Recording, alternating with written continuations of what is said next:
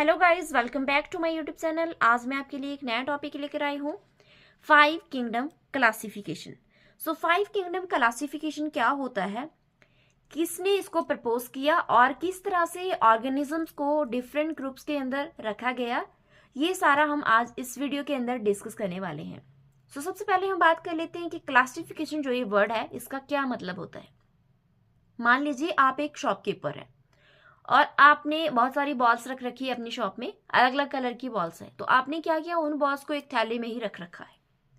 तो आपके पास जब भी कोई कस्टमर आएगा वो आपसे एक यूनिक कलर की बॉल मांगेगा, बोलेगा रेड कलर की बॉल दो, व्हाइट कलर की बॉल दो, ग्रीन कलर की बॉल दो, किसी भी कलर की बॉल को वो आपसे डिमांड करेगा। तो आप क्या करेंगे, आप उस थैले में ढूंढेंगे कि कहाँ पर वो बॉल पड़ी है। तो उस बॉल को ढूंढने के लिए आपको बहुत टाइम लग जाएगा। तो अगर आप इन बॉल्स को एक थैले में ना रखकर इनको अलग अलग थैले के अंदर रख देते हैं कलर के हिसाब से, तो आपका जो काम है वो आसान हो जाएगा। तो जब भी कोई कस्टमर आएगा तो वो बोलेगा कि मुझे इस कलर की बॉल चाहिए, तो आप फटाफट से उस कलर की बॉल वाले थैले में से उस बॉल को निकालेंगे और उस कस्टमर को दे देंगे। तो इस तरह से जब आपने उन बॉल्स को उनके कलर के बेसिस पे अलग अलग करके रख दिया, तो आपके लिए जो वो काम था बॉल को ढूंढने का वो आसान हो गया। सिमिलरली ऑर्गेनिजम्स के अंदर भी ऐसा ही हुआ। आपको पता है कि पूरी दुनिया में बहुत सारे ऑर्गेनिजम्स हैं, लाखों करोड़ों ऑर्गेनिजम्स हैं। तो उन ऑर्गेनिज्म की स्टडी करने के लिए उनको अलग अलग ग्रुप में डिवाइड करना पड़ा। अगर ये ऑर्गेनिजम्स जो है वो डिवाइड होंगे, अलग अलग कैटेगरीज में होंगे, तो आप क्या करेंगे, जो अगर आप एक किसी भी ऑर्गेनिज्म को स्टडी करते हैं तो उस कैटेगरी के सारे ऑर्गेनिजम्स को आप उस ग्रुप की हेल्प से स्टडी कर सकते हैं। इस तरह से जब इतने सारे ऑर्गेनिजम्स थे तो उनकी स्टडी को इजी बनाने के लिए क्या किया गया, उनको क्लासिफाई किया गया, यानी कि उनका वर्गीकरण किया गया।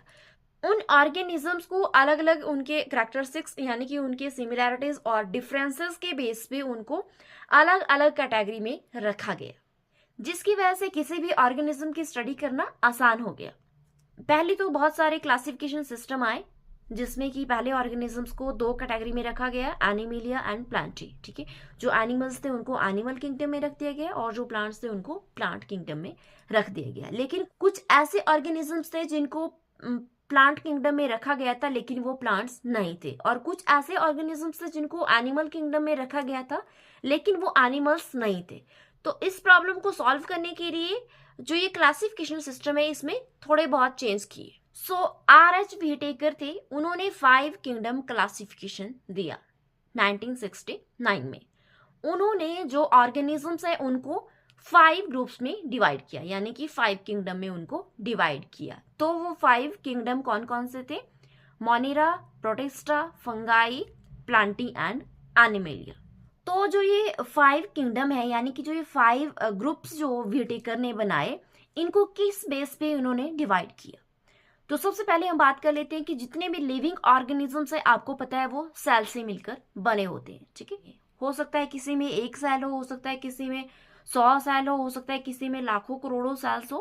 तो इस तरह से जो जितने भी लिविंग ऑर्गेनिजम्स है सबकी बॉडी जो है वो सेल से मिलकर बनी होती है। अब जो ये सेल होते हैं ये हमारे पास 2 टाइप के होते हैं, प्रोकैरियोटिक सेल और यूकैरियोटिक सेल। जो प्रोकैरियोटिक सेल्स होते हैं इनके अंदर जो न्यूक्लियस होता है वो प्रॉपर शेप में नहीं होता, यानी कि वो वेल ऑर्गेनाइज्ड न्यूक्लियस नहीं होता। जबकि जो यूकैरियोटिक सेल होते हैं उनके अंदर जो न्यूक्लियस होता है वो वेल डेवलप्ड होता है। तो जो ऑर्गेनिज्म जिनके अंदर वेल डेवलप्ड न्यूक्लियस नहीं होता, यानी कि जिनके अंदर न्यूक्लियस प्रेजेंट नहीं होता, उनको हम बोलते हैं प्रोकैरियोटिक सेल। और जिनके अंदर जो वेल ऑर्गेनाइज्ड न्यूक्लियस प्रेजेंट होता है उनको हम बोलते हैं यूकैरियोटिक सेल। और भी बहुत सारे ऐसे ऑर्गेनील्स हैं जो यूकैरियोटिक सेल के अंदर प्रेजेंट होते हैं लेकिन वो प्रोकैरियोटिक सेल के अंदर प्रेजेंट नहीं होते, जैसे कि माइटोकॉन्ड्रिया है वो इसमें प्रेजेंट है, इसमें प्रेजेंट नहीं होता।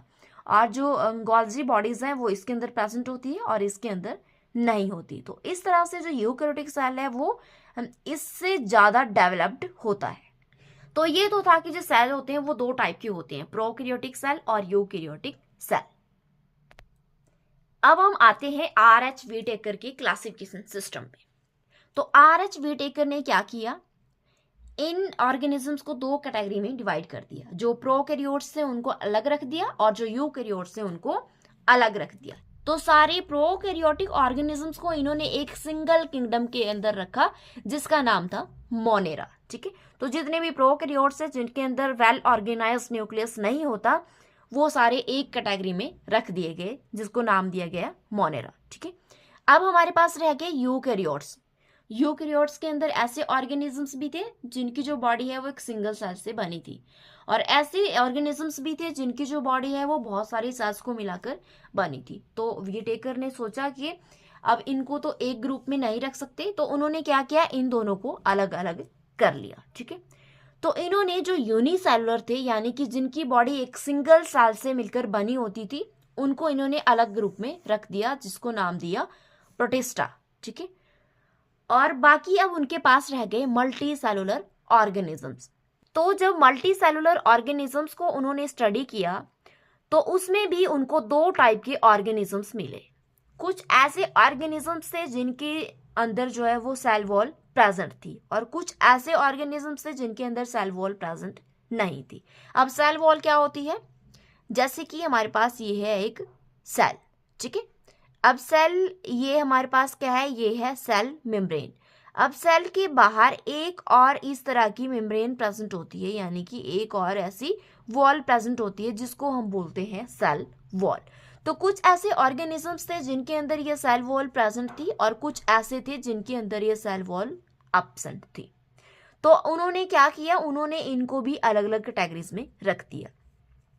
अब इन्होंने एक कैटेगरी उठाई जिनके अंदर सेल वॉल प्रेजेंट थी। इसमें भी उन्होंने देखा कि कुछ ऐसे ऑर्गेनिजम्स हैं जो फोटोसिंथेसिस परफॉर्म करते हैं और कुछ ऐसे ऑर्गेनिजम्स हैं जो फोटोसिंथेसिस परफॉर्म नहीं करते।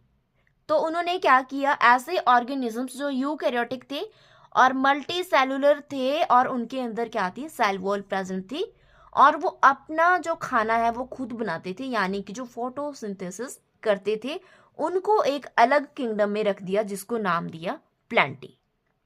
ठीक है, और दूसरी तरफ उनके पास रह गए ऐसे ऑर्गेनिजम्स जिनके अंदर फोटोसिंथेसिस नहीं होती थी, लेकिन वो यूकैरियोटिक थे, मल्टी सेलुलर थे और उनके अंदर सेल वॉल प्रेजेंट थी, लेकिन वो फोटोसिंथेसिस नहीं करते थे।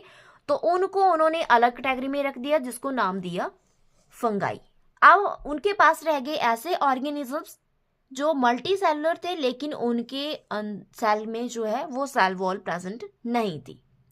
तो ऐसे ऑर्गेनिजम्स को उन्होंने अलग कैटेगरी में रख दिया और उसको नाम दिया एनिमेलिया। तो आर.एच. व्हीटेकर ने इस तरह से जो ऑर्गेनिजम्स थे उनको 5 डिफरेंट कैटेगरीज के अंदर डिवाइड कर दिया। सो आर.एच. व्हीटेकर जो थे इन्होंने किस बेसिस पे इन ऑर्गेनिजम्स को जो है वो 5 कैटेगरी में डिवाइड किया। तो इसमें सबसे पहला उन्होंने देखा उसकी सेलुलर ऑर्गेनाइजेशन के जो ऑर्गेनिज्म है उसके अंदर किस टाइप का सेल प्रेजेंट है, वो यूकैरियोटिक है या फिर वो प्रोकैरियोटिक है। और दूसरा इन्होंने देखा कि इसकी जो बॉडी है उसकी ऑर्गेनाइजेशन क्या है, यानी कि वो सिंगल सेल से बनी है या फिर वो मल्टीपल सेल से बनी है। तो जो सिंगल सेल्स से बनी थी वो यूनिसेलुलर थे और जो मल्टीपल सेल्स से बनी थी वो मल्टी सेलुलर थे।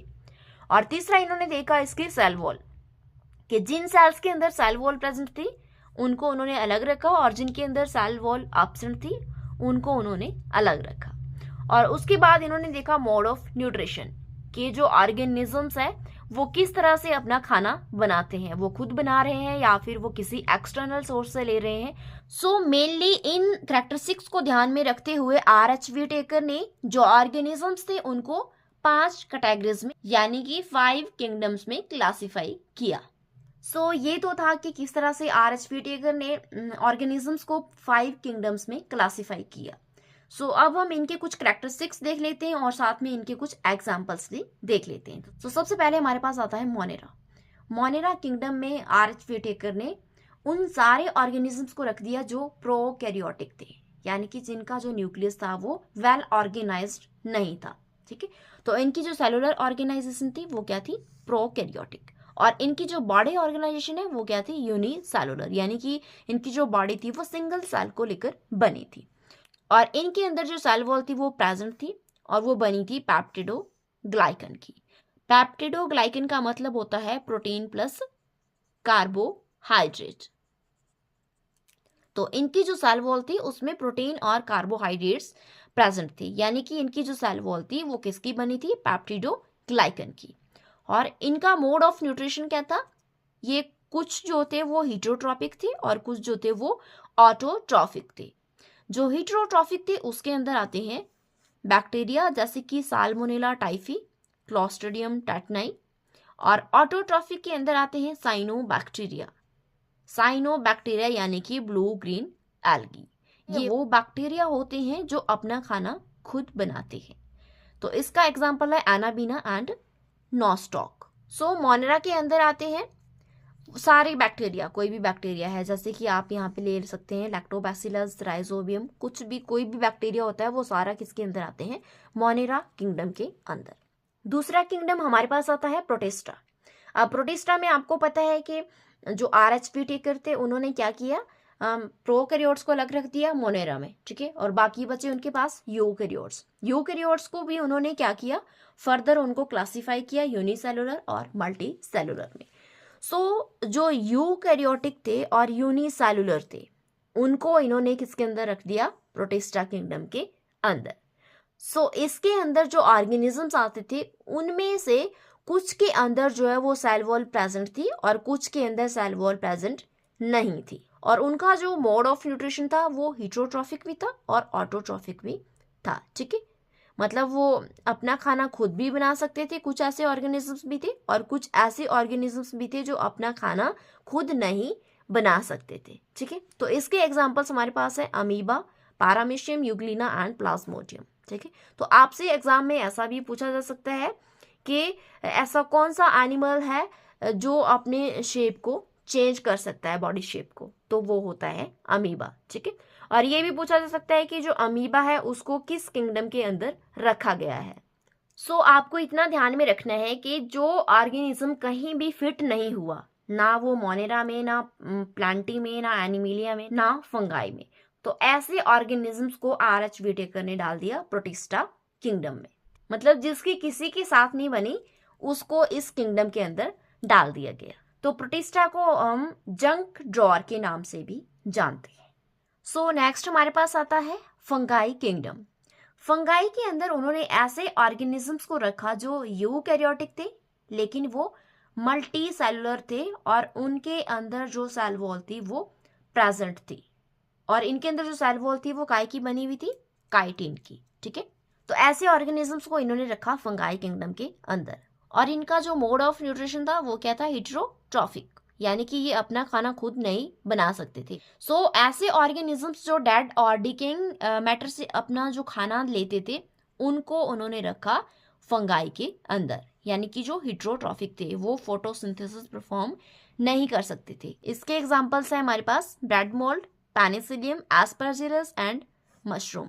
तो आपको ध्यान में रखना है कि कौन कौन सी चीजें किस किंगडम के अंदर आती हैं।